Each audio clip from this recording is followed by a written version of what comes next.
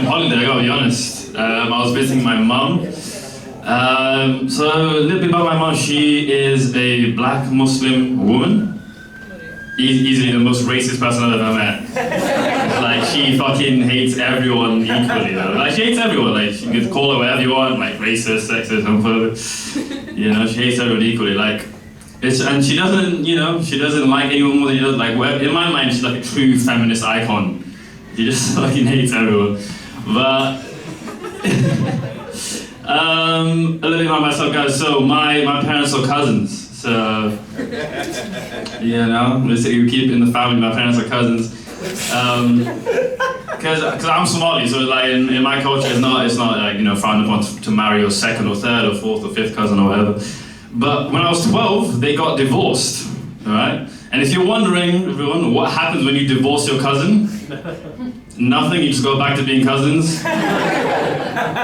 Like, nothing crazy, you just go back to being cousins as normal, you know? Still check up on each other once in a while. You know, it's all in-house, you know? You got the same grandma, no disputes. You know, it's all pretty chill. Nah, man, so the weirdest thing was like, it was a minor thing. It was like, yeah, there was no arguments or anything. They just woke up one day and were like, let's just go back to being cousins. So they never told me, right? So they never told me. They were like, they just carried on. You know, he just got a flat down the road. But then I was like, why didn't you, like 6 months later, I was like, why does he have a flat down the road? And they were like, and then I went to my mum, was like, what's going on here? And she goes, that guy, I was talking to him last night. Like, that's just my cousin. Like, I don't know what you're talking about. You know? Like, you know, we like meet up like twice a year, gossip about our other cousins. You know, so it's all good.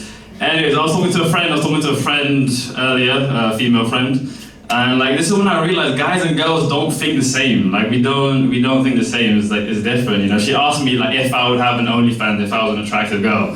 And I was like, 100% yes. Are you crazy? Like you think I'll be waking up at 8 a.m. to answer emails, or I can just like post on OnlyFans? Like it's a different game, you know. This is also like another thing I realized, like this is how I know guys and girls don't think the same. Like so, after a night out, if you take a girl back, but you go back to her place, like 10 seconds before you enter her room, she always hits you with the same line. It's like, my room is so messy. As if there's any man on planet Earth, you know, who's gonna put cleanliness on top of getting laid. And like, that's the way we're gonna prioritize this. Like, I'm gonna see 2 Zara tops on the floor and I'm gonna be like, I'm going home, fuck this. I'm going the fuck home. I can't, this is not up to my standard. You know? Like, let me tell you something. If Margot Robbie took me to a crack house,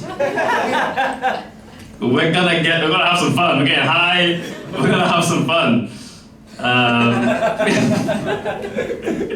Thank you. But yeah, man, guys and girls, things like also guys, like we don't care about our bodies, like our general health. That's not a thing that like we give a fuck about. You know, like everyone might know like the 72-hour rule. Like if you're sick, any illness, you wait a couple of days, like 3 days, 72-hour rule. You know what I mean? Wait after the first day. So I'll tell you something about myself. You know, we're like family. It might be a bit too TMI, but fuck it. So I started bleeding from my anus. Alright? Now bear with me, right? So any normal person, like, you wait like a day or two, by the 3rd day, you're like, I gotta call my GP, you know? But you know, like my man said, like NHS, is, you know they're not gonna answer you. So, you know, I started bleeding from my anus, and then 72-hour rule. So 6 months later, you know, I just waited 6 months. I went to the GP, and then yeah, my man was like, "Why didn't you come earlier?" I was like, "I just thought it would go away." It didn't. It was a hard one to explain. I was like, it didn't go away. And then my doctor decided the best thing was to have a prostate exam. I'm 21. This was a few years ago. I'm not 21 now. And then I was like, all right, cool. When do you want me to come in? Like next week, I'll get prepared. You know, I'll prepare my shit. You know.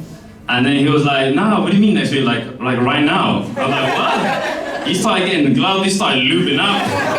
I was like, bro, I need like a second, bro. Like, I just had some like bad nanos like last night. I I need like a second, and then he was like, nah, bro, like, I've got the next appointment coming in 10 minutes. I need to put my finger in your bum, like, immediately. You waited 6 months to come here, you little shit. So basically, long story short, I came back 5 minutes later, gave me the prostate exam, and that was the most action I got that year. Thank you, ladies and gentlemen.